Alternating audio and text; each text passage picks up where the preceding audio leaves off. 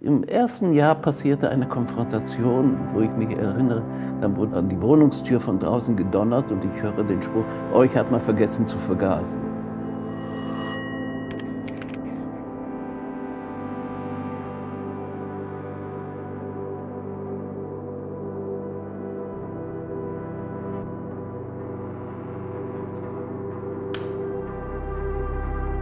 Hallo. Hallo. Hi. Also ich bin der Peter Finkelgrün aus Köln, gebürtig aus Shanghai. Ich bin Helene Braun. Wir haben beide eine Farbe im Namen. Schön, dass wir uns heute treffen. Ja, ne? Wir reden ja heute ein bisschen über das Thema Antisemitismus. Ein bisschen über Antisemitismus. Ein bisschen, ein kleines bisschen nur. Hast du denn einen Gegenstand mitgebracht, der so dir einfällt, wenn du über Antisemitismus... Antisemitismus weniger, aber eine Biografie, die vom Antisemitismus bestimmt war. Auf der Fahrt von Shanghai nach Wladiwostok auf einem russischen Dampfer. Als Vierjähriger blieb ich damals auf der Toilette stecken. Es dauerte lange, bis man mich fand. Und ich war ganz Schrecken und Angst. Und der russische Koch auf dem Dampfer gab mir seine Geldbörse, eine große Ledergeldbörse mit ein paar Münzen drin. Und die habe ich bis heute gut behalten. Wow. Spannend. Ja, ich habe auch was mitgebracht. Was zum Stricken. Ja. Und zwar verbinde ich das gerade mit Antisemitismus, weil ich normalerweise, wenn ich unterwegs bin in Berlin, so mit Bus und Bahn, ich immer ganz viel lese für die Uni und ich mich ja viel mit hebräischen Texten und so beschäftige. Ja. Und das jetzt im Moment nicht mehr so gerne mache, weil ich mich das nicht mehr so ganz traue.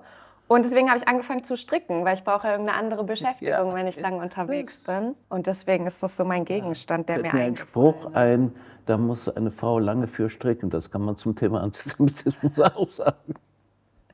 Genau, ja. Wie viel muss ich stricken, bis ich wieder in der Bahn Eben.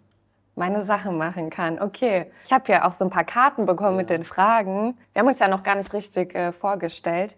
Hier steht, kurze Umschreibung deines Lebenslaufs. Vielleicht kannst du mir so ich würde die Sendung sprengen. Also, geboren 1942 in Shanghai. Das war der Ort, auf den meine Eltern geflohen sind vor der Verfolgung in Deutschland.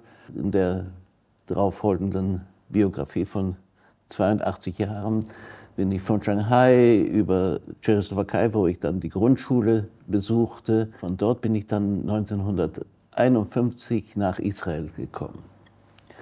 Dann Ende der 50er Jahre, 59 nach Deutschland. Bin mit meiner Großmutter, das war der nicht-jüdische Teil der Familie, ich bin ihretwegen nach Deutschland gekommen. Sie war nicht Jüdin, sie hatte meinen jüdischen Großvater versteckt, wurde mit verhaftet, kam nach Theresienstadt, Auschwitz, Ravensbrück und Majdanek, hat 3 Jahre KZ überlebt. Jedenfalls, ich kam mit ihr nach Deutschland und im ersten Jahr passierte eine Konfrontation, wo ich mich erinnere, dann wurde an die Wohnungstür von draußen gedonnert und ich höre den Spruch, euch hat man vergessen zu vergasen. Ja.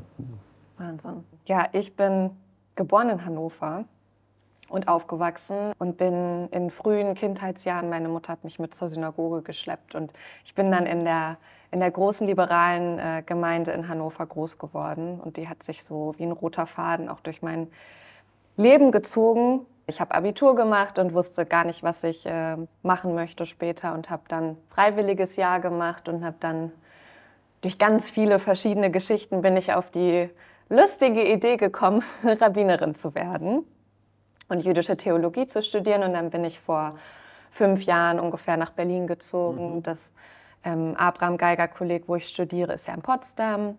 Und dort studiere ich auch jüdische Theologie. Und genau, mache da meine Ausbildung mit dem Ziel, in der Zukunft viel mit jüdischen Menschen zu arbeiten. In meiner Vergangenheit ist ja noch nicht so. In Deutschland? In Deutschland, so der Plan, in Deutschland.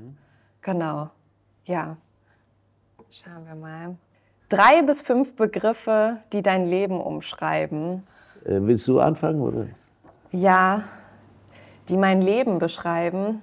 Zum einen fällt mir als erstes ein strukturiert, weil ich mache sehr gerne Pläne, um alles auch unter einen Hut zu bekommen, so Studium, Ausbildung, Ehrenamt. Aber dabei entsteht dann trotzdem immer viel Chaos, dass mir dann die Sachen irgendwie über den Kopf wachsen. Diese Gegensätzlichkeit finde ich irgendwie ganz oft bei mir. Ich ziehe mich gern zurück und bin allein und traue mich nichts zu sagen in großen Runden. Aber ich bin auch gern so eine Hampelfrau und stehe im Mittelpunkt und habe kein Problem, irgendwas zu erzählen. Vielleicht beschreibt das mein Leben so in Begrifflichkeiten. Eben fiel ein Stichwort, das würde ich für mich in Anspruch nehmen: Chaos. Unterwegs sein, Sprachen, große Unsicherheiten und als fünftes immer aufmerksam, was um einen herum passiert. Ich will das an einem Beispiel verdeutlichen. Als ich 5 Jahre alt war, bin ich mit meiner Mutter aus Shanghai nach Prag angekommen. Und das Erste, was ich gesagt bekam auf dem Bahnsteig, war: Peter, du darfst hier nicht Deutsch sprechen. Nun konnte ich im Alter von 5, konnte ich Englisch, Chinesisch und Deutsch. Chinesisch sowieso niemand, Englisch auch kaum und Deutsch durfte ich nicht. Ich war also im Alter von 5 erstmal sprachlos. Wahnsinn. Spannend.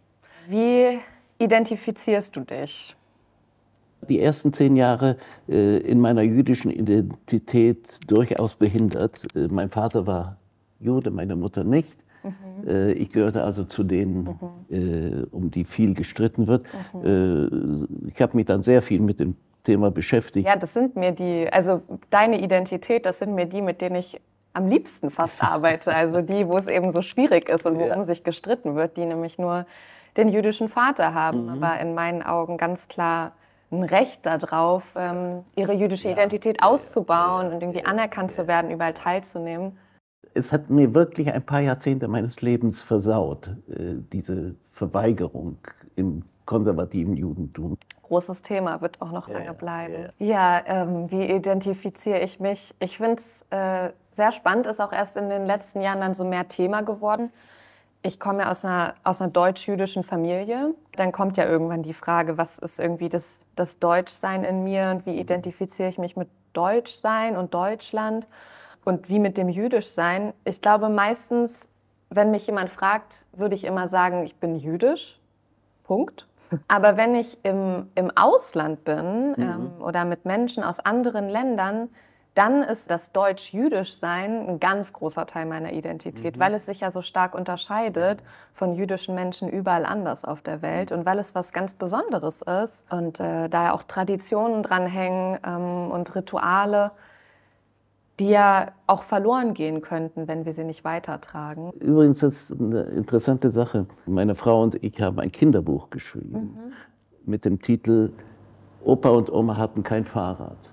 In diesem kleinen Büchlein erzählen wir eine Biografie in der Verfolgung im Ghetto und eine in Deutschland in den Bombennächten. Und das ist ganz interessant. Wir haben festgestellt, man kann Kindern im 2., 3. Schuljahr alles sagen. Es ist die Frage, wie man es macht. Wir sind ja über Jahre mit diesem Buch an Grundschulen gewesen. Je mehr Flüchtlingskinder in den Schulen auftauchten, desto mehr verstanden sie, worum es in dem Buch geht. Was absolut klar ist, die sind geflohen vor Krieg und Verfolgung. Diese Dinge sind ihnen nicht ganz fremd. Ja. Tja, mein Fahrrad ist gestohlen, aber das ist Berlin. Hab keins mehr. Gehen wir ein bisschen zurück. Deine erste bewusste Konfrontation mit jüdischer Identität, auf wann führst du die zurück? Tja, gute Frage. Schule? Also wahrscheinlich tatsächlich schon so im Kindergarten. Irgendwann kam ja der Punkt, wo man merkt, die anderen Kinder feiern gar nicht diese Feste, die man ja erstmal für selbstverständlich hält und essen ganz andere Sachen, kennen diese Musik gar nicht und so. Also irgendwann dann kam das. Und weil das so ein bisschen mit einher schwingt, ich hatte eine sehr gute Schulzeit. Also was daran liegt, dass ich einfach einen sehr guten Geschichtslehrer hatte zum einen, was ja elementar ist, um irgendwie als jüdisches Kind gut aufgefangen zu sein. Und auch immer Lehrkräfte, die mich gut im Blick hatten, ohne mich so in den Vordergrund zu stellen. Und ich hatte eine gute Klassengemeinschaft. Und ich bin erst jetzt im Nachhinein super dankbar dafür, weil ich umso mehr merke, wie es bei anderen ist. In den 50er Jahren waren es noch die Reste des brutalen Antisemitismus. Es gibt auch Tage, da habe ich so viel Angst, dass ich einfach das Haus nicht verlasse. Am 7. Oktober 1923 wurde Israel angegriffen. Dieses Gefühl, Zeitenwende war sofort da. Fühlst du dich noch sicher in Deutschland als Jude? Ja.